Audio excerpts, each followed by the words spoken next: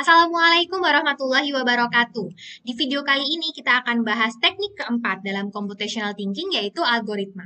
Di video-video sebelumnya kita sudah bahas teknik dekomposisi, pattern recognition, dan juga abstraction. Oke, jadi apa sih algoritma itu?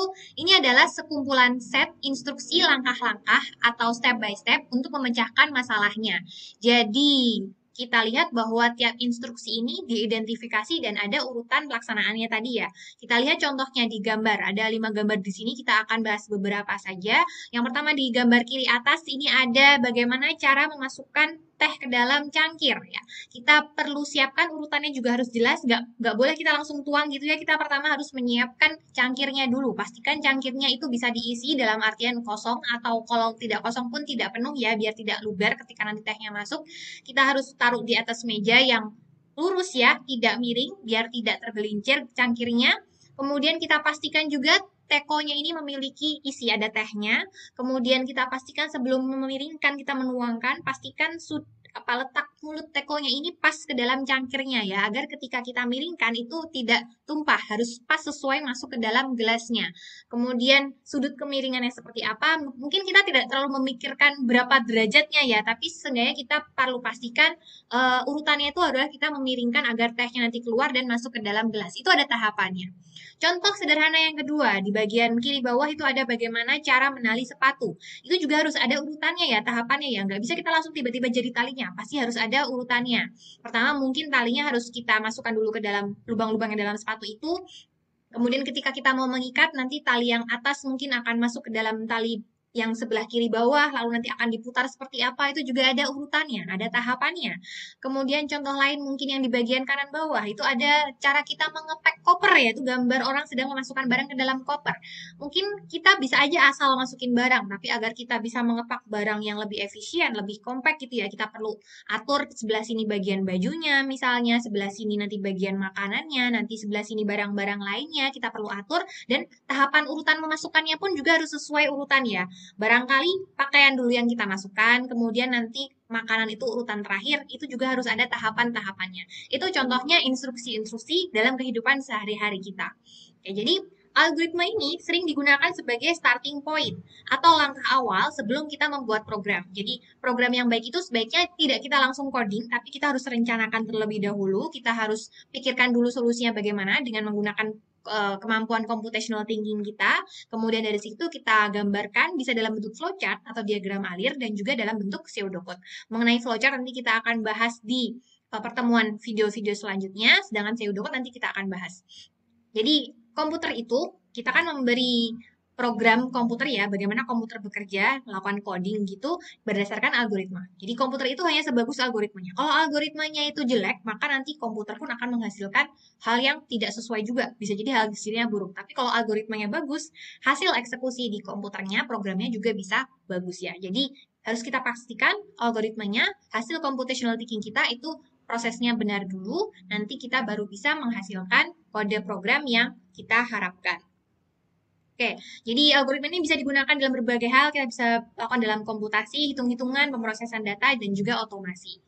Kita lihat di sini contoh-contohnya ya. Contoh-contohnya ada macam-macam. Pertama mungkin kita lihat di bagian kiri bawah nih. Kiri bawah ini ada bagaimana membuat family tree atau pohon keluarga. Nah, tahapannya gimana sih kalau kita membuat pohon keluarga? Mungkin kita bisa mulai tahapannya. Tiap orang mungkin berbeda-beda ya cara membuatnya. Kalau saya membuat pohon keluarga, mungkin saya awali tahapannya dari nenek moyang saya dulu. Mungkin kejauhan ya kalau nenek moyang. Mungkin dari kayak kakek buyut dulu. Nenek kakek buyut dulu namanya siapa, kemudian nanti nenek kakek buyut saya mempunyai anak ada berapa, namanya siapa saja, ada nenek, kemudian ada kakak atau adiknya nenek, kemudian dari nenek nanti nenek itu punya anak-anak, ada mungkin bapak atau ibu saya, kemudian om dan tante saya, lalu saya buat pohonnya seperti itu, kemudian nanti ayah ibu saya nanti ada anak namanya siapa saja, ada saya dan mungkin ada kakak saya, kemudian nanti tante saya punya anak siapa saja, ada sepupu saya, jadi ini saya membangun pohon keluarga saya itu urut mulai dari atas, lalu bertahap ke bawah, dan seterusnya. Jadi ada tahapan dalam saya membuat pohon keluarga. Oke, kemudian contoh lain nih, misalnya saja di sebelah kanan. Di sebelah kanan itu ada koreografi dance atau gimnastik rutin. Nah, mungkin teman-teman kalau ada yang tahu senam kesehatan jasmani ya, senam kebugaran atau senam kesehatan jasmani. Nah, itulah pokoknya itu ada tahapannya ya. Pertama tahapannya adalah tahap pemanasan. Mungkin akan menggerak-gerakkan bahu dulu, akan kemudian menggerakkan kepala ke kiri dan ke kanan, pemanasan dulu, kemudian nanti selanjutnya diikuti oleh gerakan inti. Gerakan inti mungkin yang beatnya lebih ini ya lebih kencang gitu, kemudian yang lebih menguras keringat. Setelah itu diakhiri dengan tahap pendinginan yang lebih slow agar kita bisa lebih adem itu ya namanya pendinginan. Jadi ada tahapannya dalam melakukan gimnastik rutin tadi. Nah, itu tuh contoh algoritma juga tuh, algoritma bagaimana kita berolahraga. Kemudian contoh lain mungkin bawahnya itu sebelah kanan lagi ya, ada membuat origami. Kalau kita membuat origami juga harus ada tahapannya. Pertamanya mungkin kita harus menyiapkan kertasnya dulu nih. Kertasnya mungkin ukurannya seberapa? Apakah harus sepersegi atau mungkin harus bujur sangkar atau bisa persegi panjang yang lebar dan panjangnya itu terserah. Kemudian apa yang kita lakukan? Mungkin pertama kita menekuk dulu sebelah kedua sisinya, kemudian dilipat seperti apa lagi. Nah, itu harus ada tahapannya. Tahapan membuat origami itu kita nggak bisa campur adukan, tahapannya juga harus benar ya. Itu adalah contoh algoritma membuat origami.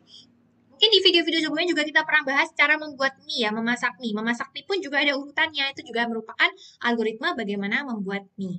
Oke, kemudian salah satu representasi algoritma, kita bisa membuat algoritma dengan menggunakan pseudocode namanya. Pseudocode itu apa? Mungkin kalau bahasa pemrograman kita udah kenal ya, bahasa pemrograman ini memiliki sintaks khusus nih, agar program dapat berjalan dengan baik. Contohnya misalnya kalau pakai bahasa Java, itu setiap kode program setiap baris kode harus diakhiri dengan titik koma, misalnya seperti itu. Functionnya harus di dalam kurung kurawal. Kalau bahasa Python, misalnya kalau kita punya functionnya itu harus indentasinya agak menjorok ke dalam setelah definition nama fungsinya. Itu adalah contoh sintaks dalam bahasa pemrograman. Tapi kalau pseudocode nggak ada sintaksnya. Jadi pseudocode ini bukan bahasa pemrograman. Ini adalah cara sederhana kita mendeskripsikan suatu serangkaian instruksi.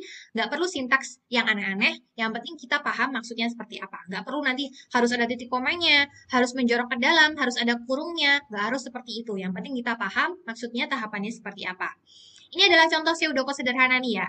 Kita dalam program itu kan kita ingat ada output, ada input, dan ada proses ya. Itu di video yang paling pertama dulu. Nah, jadi di sini contohnya kita punya output nih. Menampilkan ke programnya itu menampilkan tulisan siapa namamu. Kemudian tahapan selanjutnya, langkah yang kedua adalah pengguna memasukkan namanya. Di sini komputer mendapatkan input, mendapatkan masukan dari pengguna. Kemudian langkah yang ketiga yaitu store, menyimpan.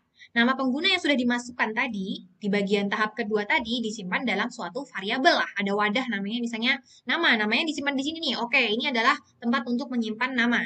Kemudian komputer langkah keempat, langkah terakhir yaitu menampilkan atau output di sini, halo, terus ada namanya siapa. Jadi nanti akan menampilkan, misalnya saya di tahap kedua tadi pengguna memasukkan virus, nanti tahap ketiga komputer akan menyimpan nama virus tadi, tulisan virus tadi dalam suatu variabel, suatu wadah, seperti itu. Kemudian di tahap terakhir, kita akan menampilkan halo, lalu isi dari nama tadi apa? Namanya virus, berarti nanti akan menampilkan halo virus. Itu adalah contoh tahapan pseudocode sederhana gimana kita bisa menampilkan instruksi tahapan-tahapannya secara sederhana tanpa terlalu memikirkan sintaksnya seperti apa. Jadi kita sudah pelajari 4 teknik dalam computational thinking, ada decomposition, ada pattern recognition, ada abstraction, dan juga ada algorithm. Semoga dengan ini kita bisa menyelesaikan masalah dengan lebih baik ya. Sampai ketemu di video-video selanjutnya. Wassalamualaikum warahmatullahi wabarakatuh.